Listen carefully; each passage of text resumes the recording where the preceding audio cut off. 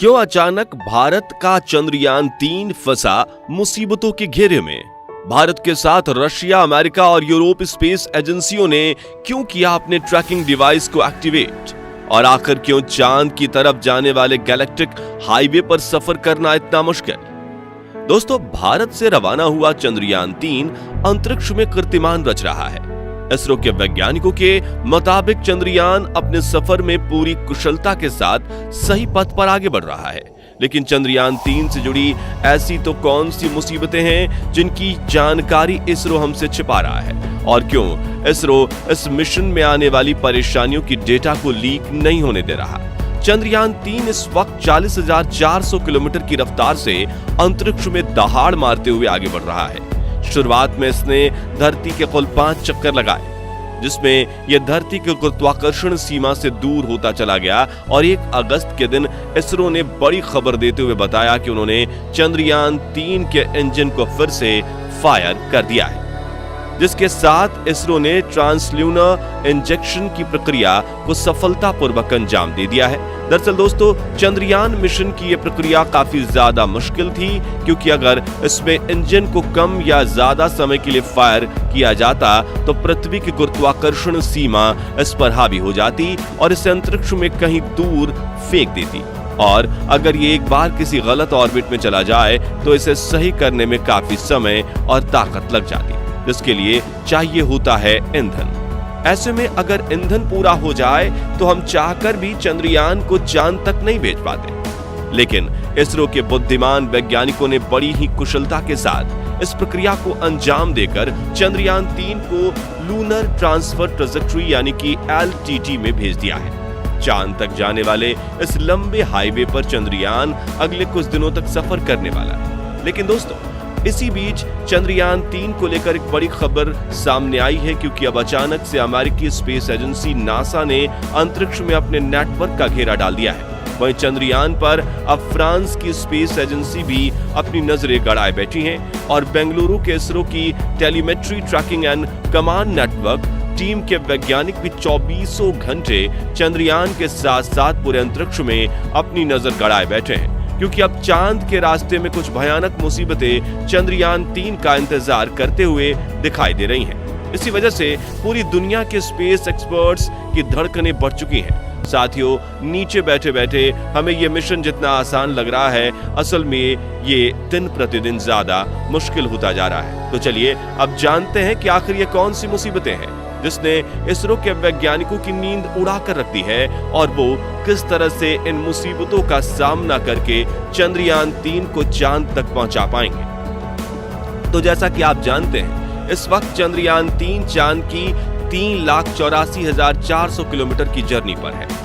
लेकिन ये डिस्टेंस तो चांद की तरफ एक सीधी रेखा में है, जबकि चंद्रयान-3 तो पृथ्वी के अंडाकार चक्कर लगाते हुए चांद के हाईवे को पकड़कर चांद तक पहुंचेगा, जिसके बाद ये चांद के भी अंडाकार चक्कर लगाएगा, जिस वजह से अपने इस मिशन में चंद्रयान 3,30,000 किलोमीटर से भी ज्यादा का डिस्टेंस कवर करने वाला है।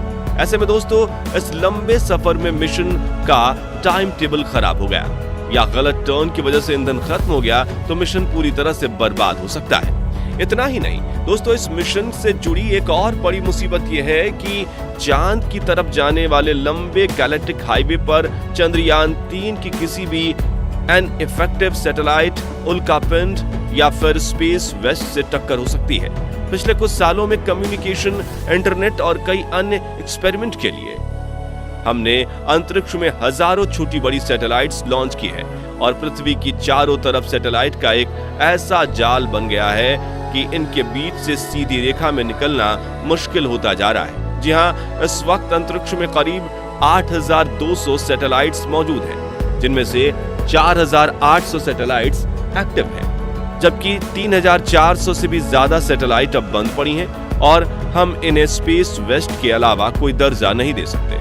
ये निष्क्रिय सैटेलाइट्स भी बहुत तेजी के साथ चारों तरफ अंतरिक्ष में चक्कर लगा रहे हैं। इसके अलावा दोस्तों, जब भी हम किसी भी स्पेस क्राफ्ट को अंतरिक्ष में भेजते हैं या फिर वापस धरती पर लाते हैं तो उस स्पेस क्राफ्ट के कुछ पार्ट्स हमें वहीं छोड़ने पड़ते हैं, जो लावारिस होकर हजारों सालों तक अंतरिक्ष में यहाँ वहां तैरते रहते हैं। ऐसे में दोस्तों इन सैटेलाइट्स और स्पेस वेस्ट से बचना काफी मुश्किल टास्क होता है।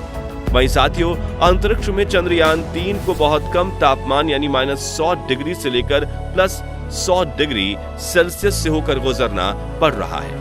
साथ ही आपको बता दें कि अंतरिक्ष में कोई उल्कापिंड, धूमकेतु और कई बड़े पिंड मौजूद हैं जो उनके अनेकों ऑर्बिट में घूमते रहते हैं और कई बार तो ये अचानक से अपनी ऑर्बिट छोड़कर तेज रफ्तार में अनेक ग्रह पर क्रैश भी हो जाते हैं। हालांकि पृथ्वी का चुंबकीय क्षेत्र कई बार इन्हें दूर धकेल देता है और अगर ये वातावरण में प्रवेश कर भी जाते हैं तो वायु के घर्षण से जलकर राख हो जाते हैं। लेकिन पृथ्वी की गुरुत्वाकर्षण सीमा से बाहर चंद्रयान-3 की रक्षा के लिए उसके अपने अलावा और कुछ मौजूद नहीं है। ऐसे में ये पिंड भी चंद्रयान-3 के इस लंबे गैलेक्टिक हाईवे के सफर की बड़ी चुनौती बन रहे हैं। वहीं अंतरिक्ष की धूल यानी स्पेस डस्ट को, जो कॉस्मिक डस्ट के नाम से भी जानी जाती है, ये चंद्रयान-3 के लिए किसी बड़ी मुसीबत से कम नहीं है, क्योंकि अगर ये टकरा गई तो स्पेसक्राफ्ट के बहुत सारे सेंसर्स खराब हो सकते हैं। हालांकि दोस्तों, अब आप सोच रहे होंगे कि क्या इसरो ने इन सभी मुसीबतों के बारे में नहीं सोचा?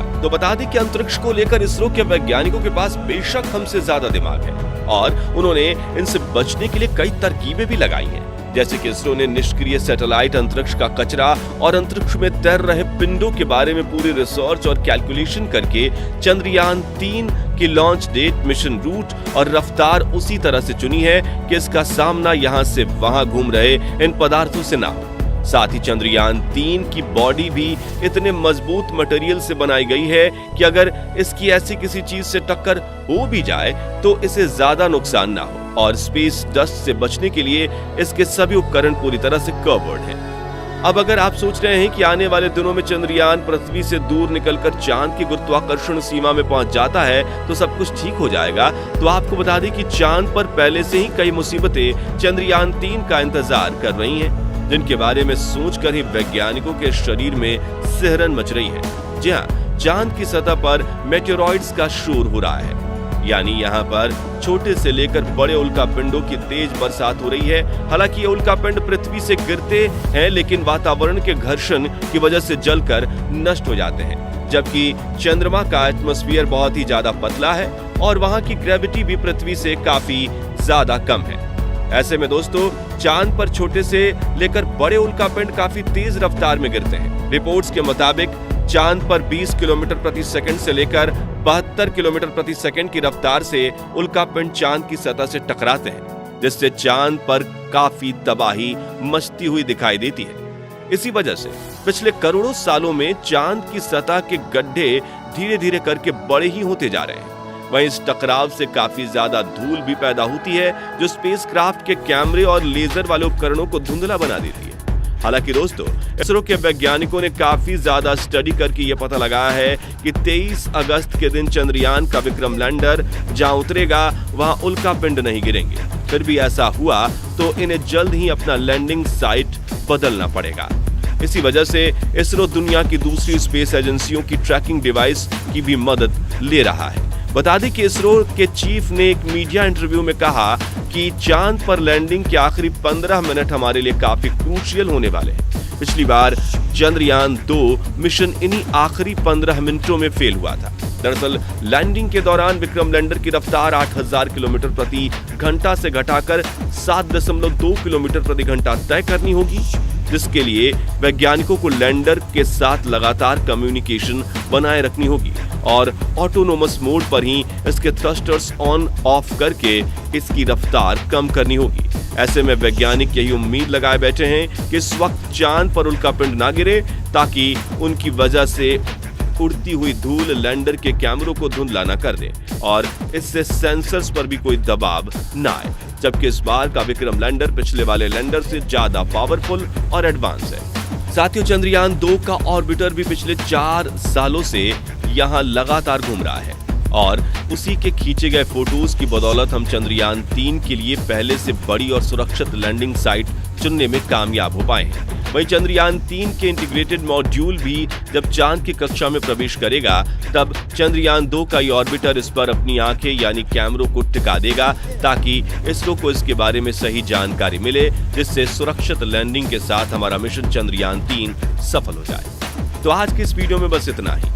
अगर आपको हमारी वीडियो पसंद आई हो तो इसे ज्यादा से ज्यादा शेयर करें और ऐसे इंटरेस्टिंग वीडियोस देखने के लिए हमारे चैनल को सब्सक्राइब भी जरूर करें, साथ ही बेल आइकन को भी प्रेस कर दें ताकि हमारी नई वीडियोस की नोटिफिकेशन आपको मिलती रहे। धन्यवाद।